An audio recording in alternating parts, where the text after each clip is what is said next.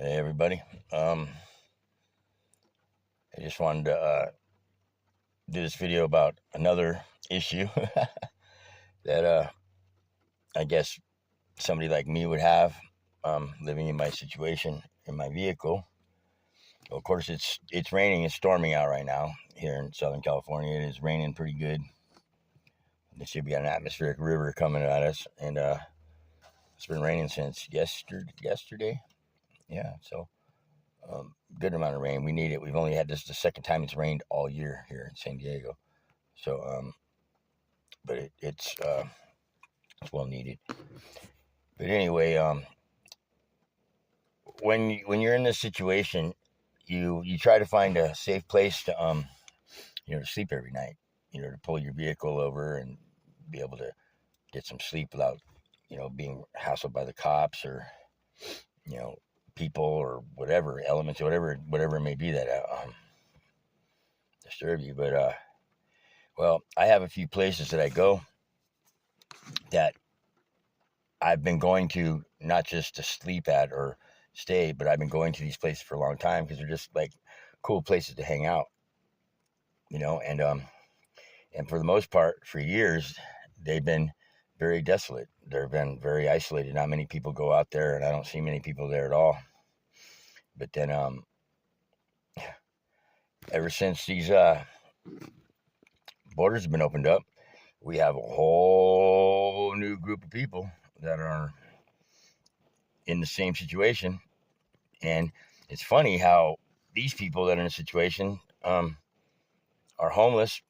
They don't speak a lick of English, and they're driving $60,000-$70,000 trucks, brand new trucks. I don't get it. I just don't get it. But well, when I find a good spot, like I said, I have like 2 or 3 spots that I find that I go to, um, that are my go-to places where I know I can go to get a good night's sleep. Well, for the last 3 years, 2.5, 3 years, this place has been getting slowly inundated with illegal immigrants, and and so finding a place where that's not already destroyed or shot out because of everybody going there, partying or leaving their garbage and destroying it in some way, shape, or form.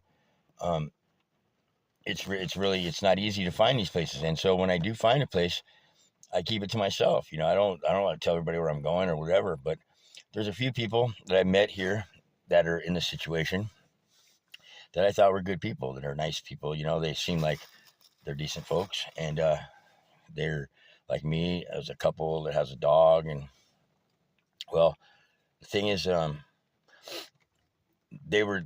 saw them when I parked at a spot that was pretty dangerous.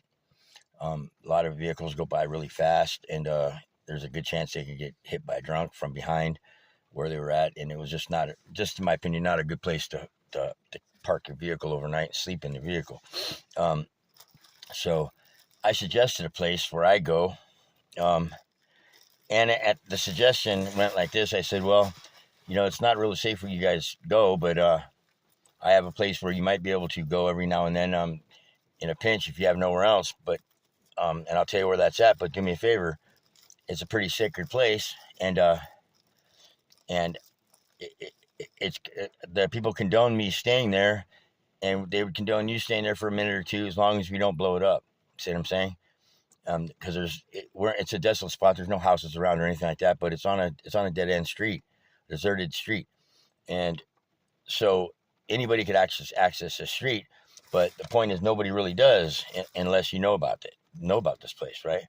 Well, I decided to tell these people that for a night or two, whatever, you can try it out, whatever, but don't blow it up. If this is my spot, I made it clear to them, this is my spot. I've been going here for years, and all the people that do go through this area that know me because they bike ride through here and rock their dogs and stuff like that. And so I've talked to almost everybody that's come by, and they all know me, and they all have no problem with me whatsoever. And matter of fact, they all like me because I'm very, very kind to these people. And they're kind to me, and so it reflects that in my attitude towards them and how I interact with them. Well, these people that I told that they can, for the spot, over the last couple weeks now, it seems like they're stalking me almost. Every time I go somewhere, I'll pull up to a spot and they're there. And I'm like, why? And, at first I let it go because, like I said, I don't own these places. It's a public place, but it's ridiculous, man. I told them about this one place and I said, don't blow it up. This is my spot. Come there, if it's in a pinch, if you got nowhere else to go. But don't be coming there every single night and staying all day, and creating a freaking scene out there with garbage and everything else. Well, that's what they've been doing. And so they're blowing up my spots. And how rude is that? I told them. I just basically said, do me a favor. This is why, we're trying to stay under the radar here until we can get situated. We don't need the cops breathing down our neck. We don't need homeowners or, the people living in the neighborhoods, getting all suspicious of us and calling the cops and doing all sorts of dumb things. The whole object is right now, I'm trying to fly under the radar because I'm ashamed of where I'm at right now. I'm ashamed of this. I don't want to live in my car.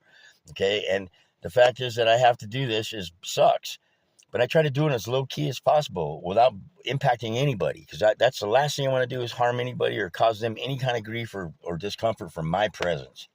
So, and now this couple that I've told about the spot, now they're blowing up my spot and they're there almost every day.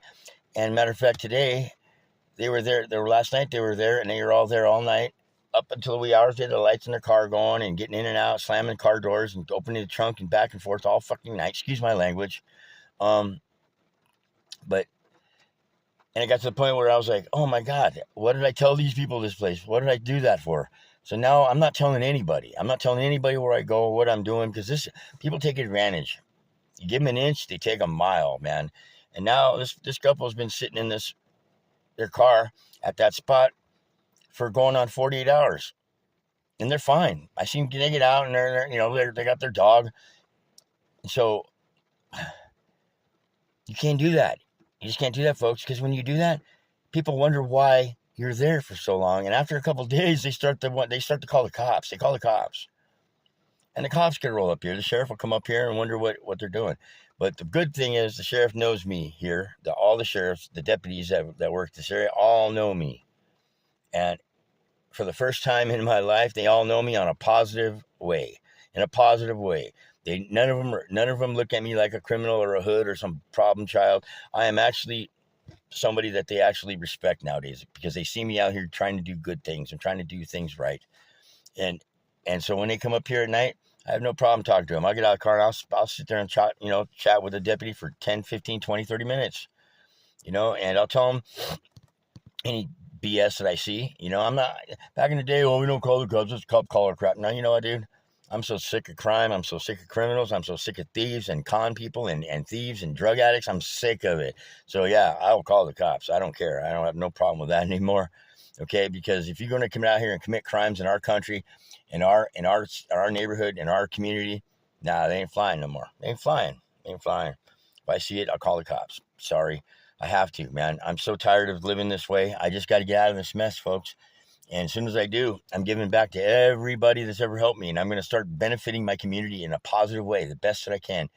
But I just got to get enough money saved so I can get out of this car and get into a comfortable place where I could live with my dog. That's what I'm trying to do. And I don't need nothing extravagant. I don't need nothing crazy. I need a shed in the backyard. I'll be happy. Crying out loud, man. I'm so tired of living in this car. So this is one of my daily gripes. Thank you for listening. And I appreciate every one of you for listening or actually watching this.